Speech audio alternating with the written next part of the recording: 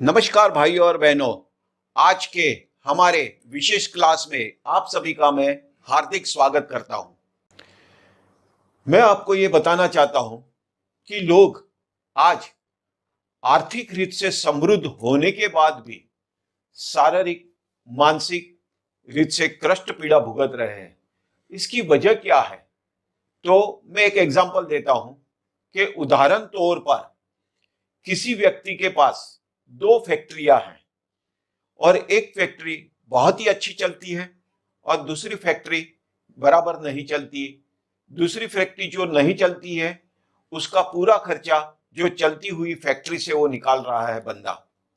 तो यहाँ पे उसकी कुंडली के अंदर कुछ ऐसे दोष है? नहीं। यहाँ पे मैं कहूंगा कि सबसे बड़ा दोष वास्तु दोष है।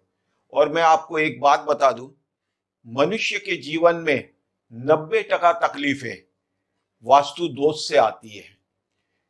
यहां पर मैं कुछ ऐसी बातें आपको बताऊंगा कि आपको ऐसा लगेगा कि हम हमारे घर के अंदर जो भी राज रचीला है, कबाट है, फर्नीचर है, जो भारी सामान है, हल्के सामान है वगैरह रखने के लिए बहुत ही सारी गलती करते हैं। यहाँ पर तो मैंने अभी कोई पिक्चर वगैरह चित्र वगैरह रखा नहीं है, फिर भी मैं आपको बता दूं, एक उदाहरण देता हूं यहाँ पर कि वास्तु पुरुष का मस्तक ईशान कोना यानी नॉर्थ ईस्ट कोना हुआ, नॉर्थ ईस्ट कोना। और वास्तु पुरुष जमीन के ऊपर उल्टा सोया हुआ है। उल्टा यानी जब वो उल्टा सोया हुआ है तो नॉर्थ ईस्ट में उसका मस्तक आता है और मस्तक के ये शिखा का भाग, ये जो शिखा का भाग है वो उसका ऊपर की ओर आता है। और ये जो शिखा का भाग मैंने आपको बताया, उस शिखा के भाग के ऊपर आपको मालूम होगा कि ब्राह्मण लोग शिखा बांधते हो, यहीं पे से उनकी चोटली यानी शिखा रहती है। क्यों वहीं से रहती है? वो अपने मस्तक के अंदर यानी अपने दिमाग के अंदर वहां पर हमारी दो ग्लैंड है, एक पिट्यूटरी ग्लैंड और एक पिनियल ग्लैंड। अभी पिट्यूटरी ग्लैंड का मुख्य काम क्या है?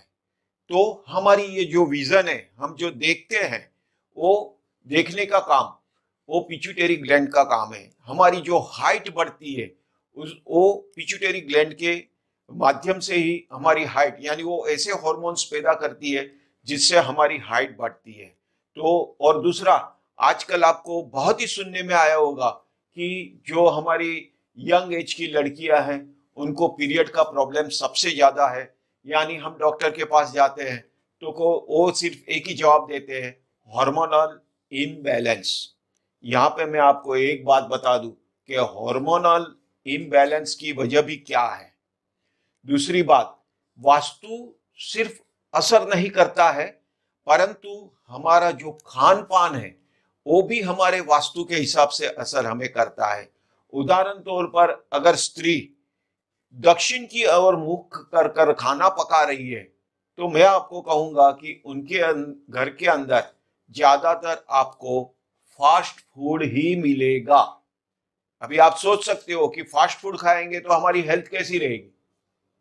तो यहाँ पे मैं एक पिट्यूटरी ग्लैंड का उदाहरण देता हूं। मेरे एक मित्र है, मेरे पास आए, मुझे कहा कि भाई मेरा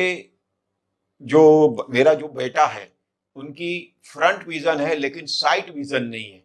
यानी वो सामने का देख सकता है, ये जैसे हम एक से आंख ऐसे स्थिर करके रखे तो हम सामने देख सकते हैं, परंतु हमें साइड का भी दिखता है कि हमारे साइड में क्या चीजें हो रही है।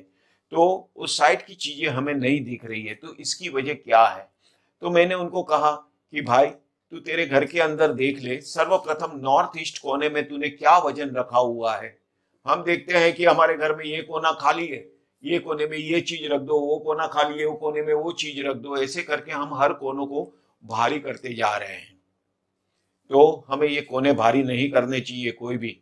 नॉर्थ ईस्ट कोने पे अगर जाके पता चलेगा तो आपको पता चल जाएगा कि वहां पे वजन होने के कारण वास्तु पुरुष की शिखा का भाग दब रहा है और ये दबने के कारण, उस स्थान पे दबने के कारण ये पिट्यूटरी ग्लैंड को डैमेज कर रहा है, यानी पिट्यूटरी ग्लैंड को वजन आ रहा है। तो ये वजन के कारण बच्चे की फ्रंट विजन रहेगी, साइड विजन नहीं रहेगी, बच्चे की हाइट भी नहीं बढ़ेगी।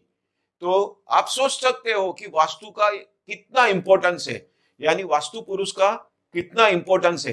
तो इस इंपॉर्टेंस के हिसाब से हमें हमारे घर की वास्तु की रचना करनी चाहिए। वास्तु की रचना करते समय ज्यादातर लोग घर का इंटरनल भाग को ही देखते हैं और इंटरनल भाग को ही ध्यान में रख के वास्तु करते हैं, परंतु जब वास्तु हम करते हैं तो हमें external portion, geographical features, geographical चीज को देख के ही हमें वास्तु करना चाहिए। इस बात का हमें ये ध्यान रखना चाहिए।